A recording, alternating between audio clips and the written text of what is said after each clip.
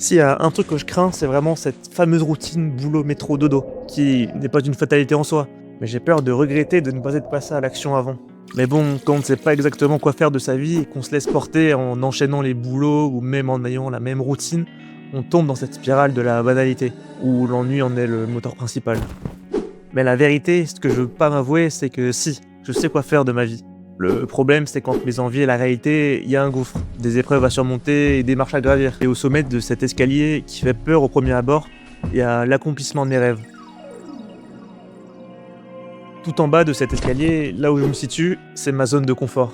Ah là là, notre zone de confort, cet endroit chaud, confortable et calme, où le stress de devoir prendre des décisions ou de faire des efforts est absent. En apparence, c'est cool, mais au fond, je le sais, si je continue à errer ici, sans me soucier des conséquences, ma vie ressemblera de plus en plus à ça.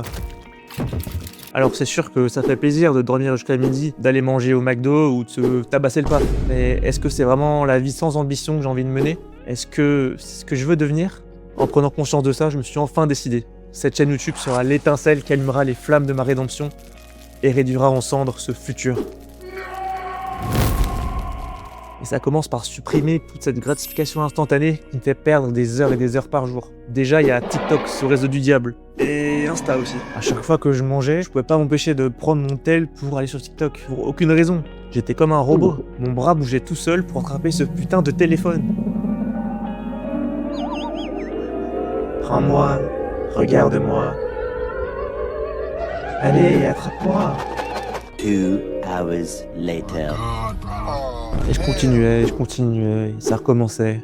Journal de bord, ça fait maintenant 6 mois que j'ai désinstallé l'appli. Le sentiment de manque est désormais passé. Mais je reste sur mes gardes, il peut ressurgir à tout moment. Après, il n'y a pas que ça, il y a aussi reprendre le sport, lire, mieux manger.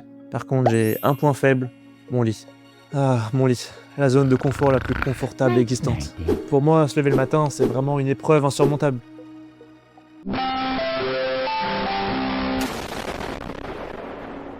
Allez, faut que je me réveille, j'ai du taf aujourd'hui. On est tellement bien ici au chaud, et je sais que t'as encore envie de dormir.